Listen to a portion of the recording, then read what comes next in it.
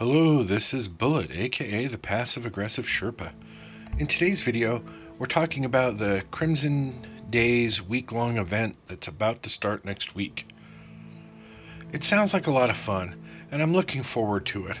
However, it sounds like I will have a new design client, so I might not get to partake in as much of it as I wanted to. But I want to share with you what I know. This information comes straight from the Bungie's blog post on the topic, so let's dive in.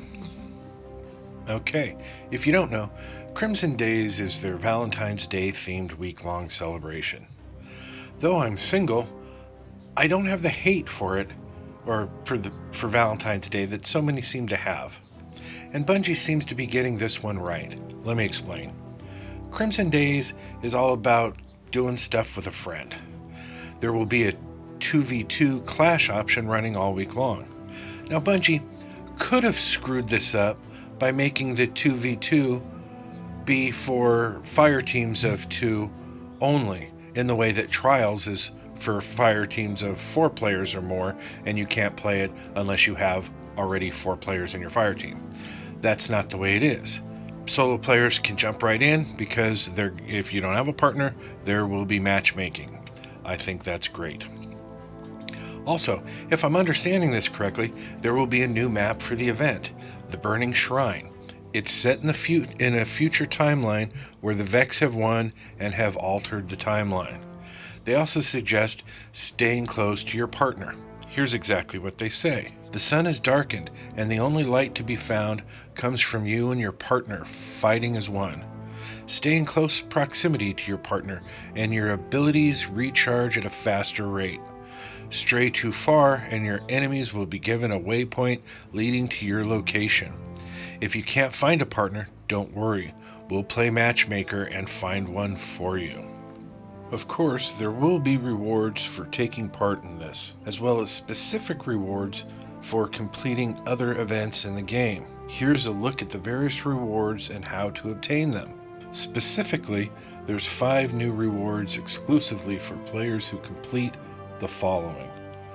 Complete the milestone Welcome to Crimson Days by finishing 5 Crimson Day matches, and then visit Shax to get the Crimson Days emblem and ghost.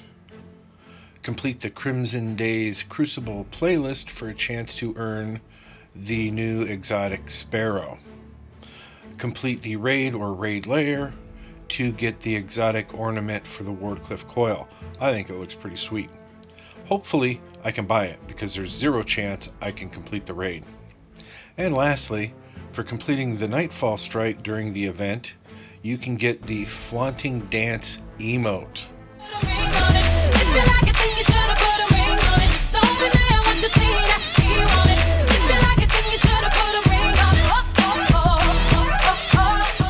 And best of all is that for the entire week you basically get 2 engrams each time you rank up.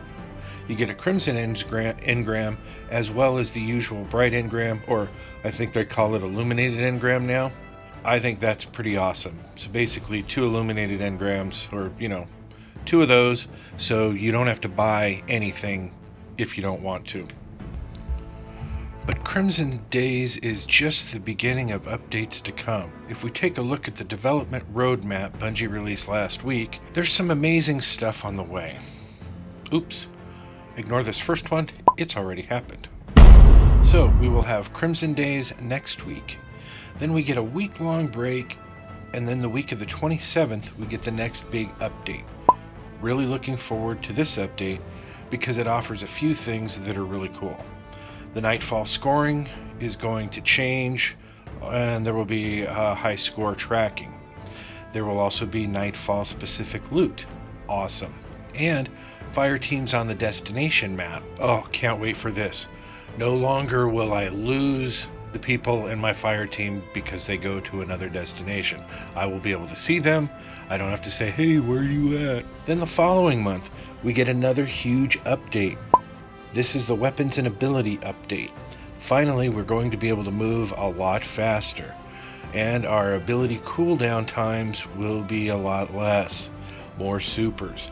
I think basically we'll get at least one more super per Crucible match, and that is awesome.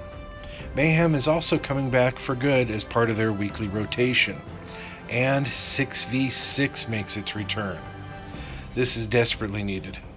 And another important change will be to the maps playlist in the Crucible and Strike playlists. This will affect Strikes and the Crucible. No repeat maps. It has been driving me up the wall. Sometimes we get the same map 2 or 3 times in a row. It's maddening. Madness, I tell you. Hopefully this change will correct that. And then let's not forget that they will be bringing back Heroic Strike modifiers. I'm optimistic about this. Hopefully there'll be modifiers more in line with what we had in Destiny, and none of that time warp or anomalies crap we currently have in Nightfall, because those are horrible. Also, more power ammo will be available in the Crucible. The cooldown times will be reduced, I think, by 30%.